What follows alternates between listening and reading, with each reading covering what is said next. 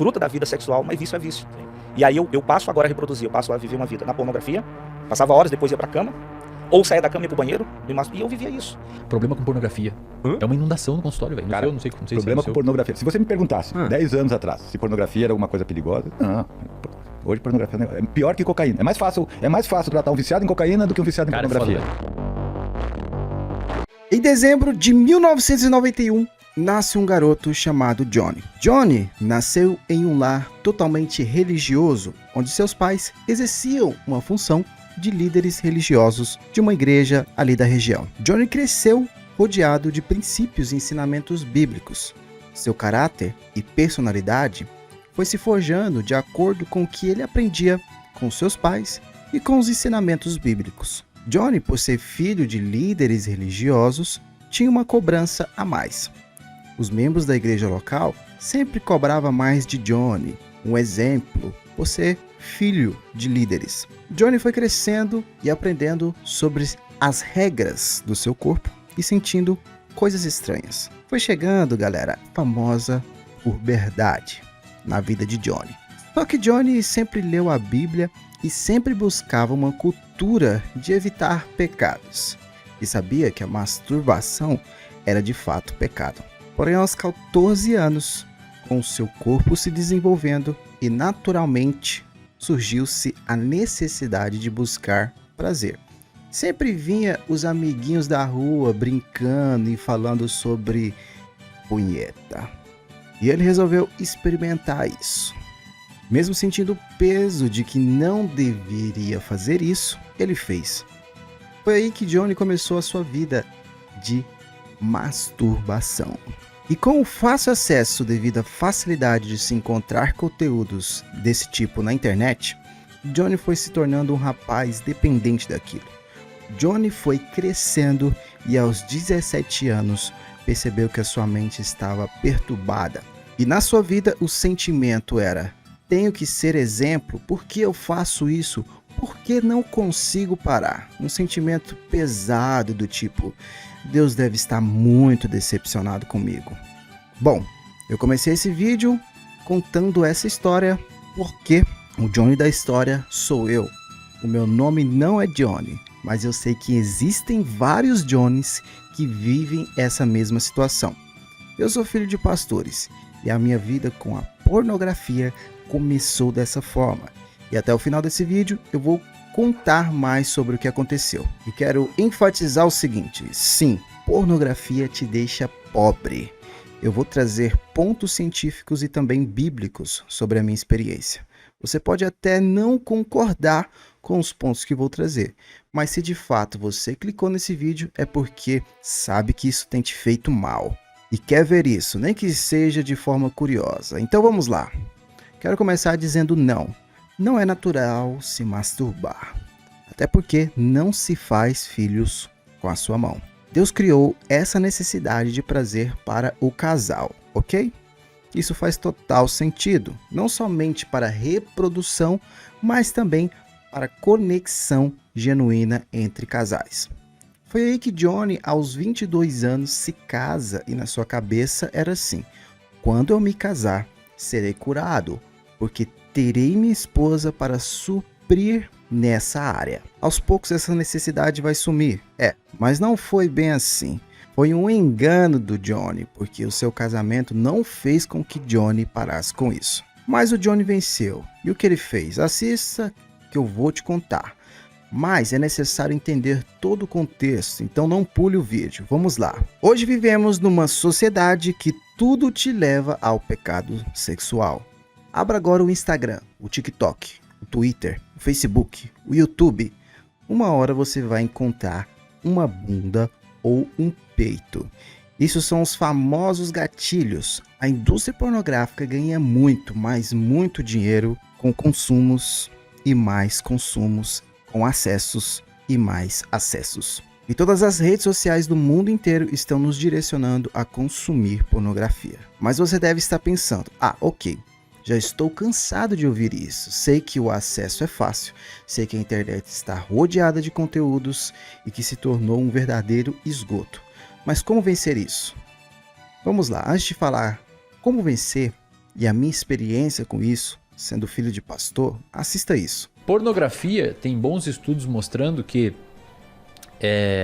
no cérebro a pornografia atua nas mesmas regiões e pelos mesmos mecanismos de outras drogas. Então você vê uma pista, sei lá, uma mina com uns peitão no TikTok dançando. Aquilo ali liga umas regiões no seu cérebro, no Instagram.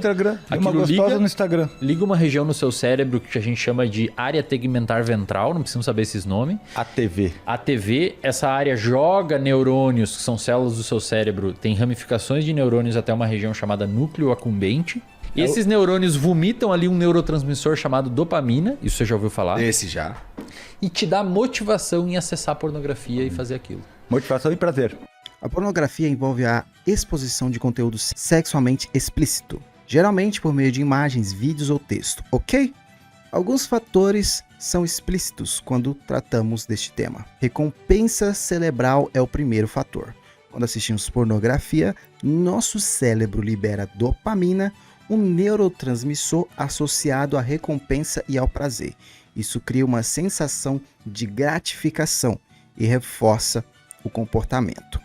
Como estamos em uma geração fast food, na internet se encontra essa comida rápida com muita facilidade, o que ligeiramente nos torna refém desse prazer momentâneo.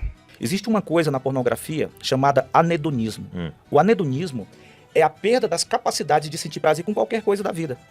E era isso que estava acontecendo comigo. Hoje, Douglas, as pessoas não conseguem conectar suicídio com pornografia. Elas dizem, pastor, o que tem a ver? Depressão? Não consegue, mas a verdade hoje é que essa secretação hormonal, essa química da dopamina, ela é tão absurda, esses disparos são tão fortes hoje, por causa desse advento da internet, os acessos hoje são tão avassaladores, que as pessoas que poderiam, né, vamos falar de forma simbólica, que poderiam ter dopamina para tudo na vida, para estar num parque, para estar com a família, para comer, para outras coisas da vida, elas estão tendo disparos imensos na pornografia e depois elas entram nesse anedonismo, elas começam a perder a capacidade de ter prazer com outras coisas. E eu tinha isso, eu comecei a entrar nisso, porque Márcia dizia, poxa Marcos, você olhava para coisas que tinham beleza e você não via beleza. Tolerância é o segundo fator. Com o tempo, algumas pessoas podem desenvolver tolerância à pornografia. Como assim? Isso significa que precisamos de conteúdo mais extremo ou frequente para obter essa mesma satisfação. Síndrome de abstinência é o terceiro ponto. Quando alguém tenta parar de consumir pornografia após o uso frequente, podem surgir sintomas de abstinência, como ansiedade, irritabilidade e desejo intenso por pornografia. É neste ponto que isso se assemelha a vícios mais pesados, como drogas, álcool e etc. Perda de controle é o quarto ponto. O vício em pornografia pode levar à perda de controle sobre o consumo, com a pessoa consumindo pornografia mesmo quando deseja parar.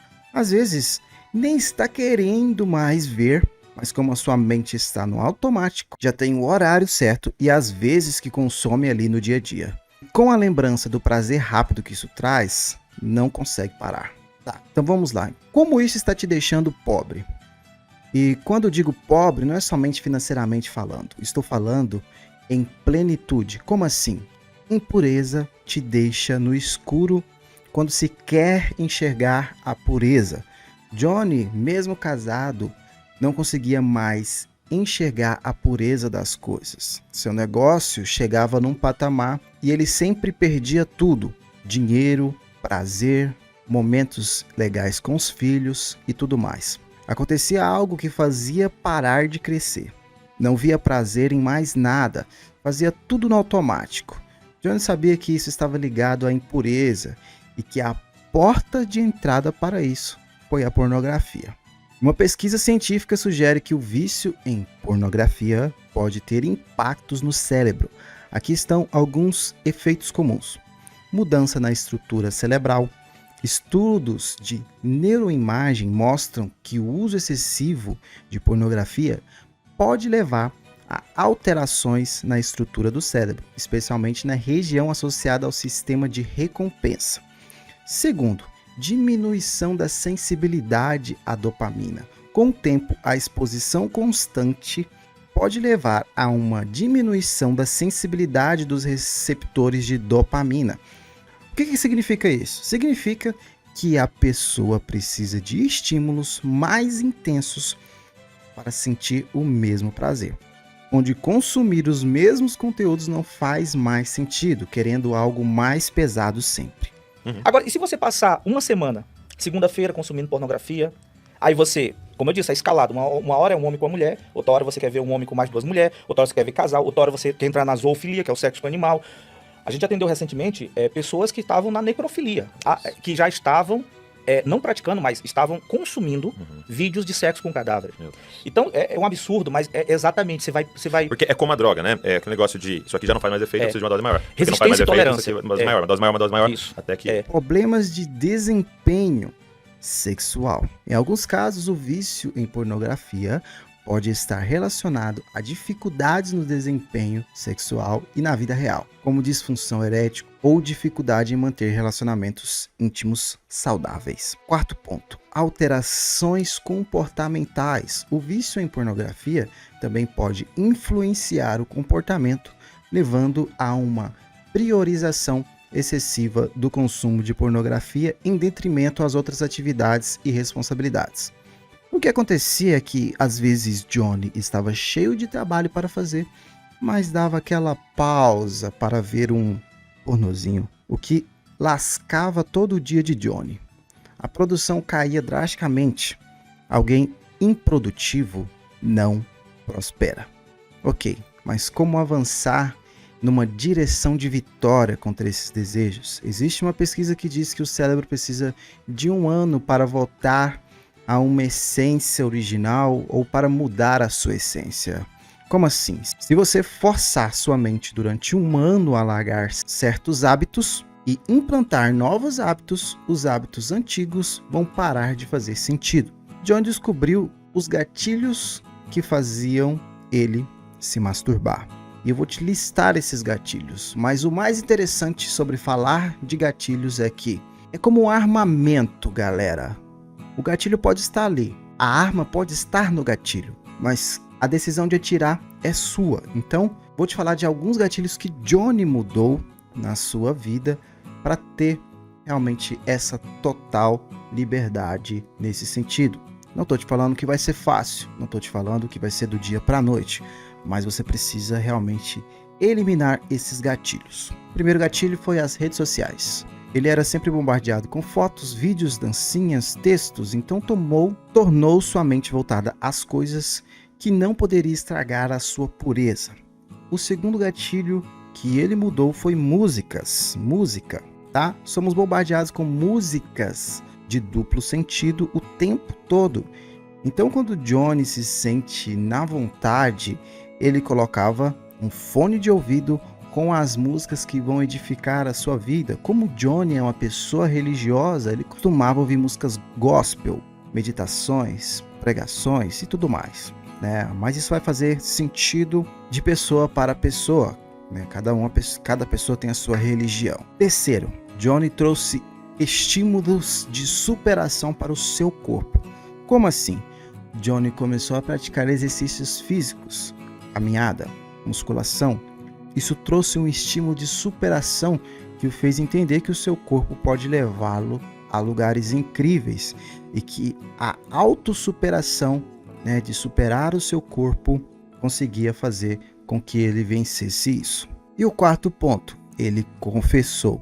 Johnny confessou para alguém de confiança, o seu líder religioso. E neste ponto eu não estou te obrigando a fazer o mesmo. Conheço pessoas que venceram isso sozinhas.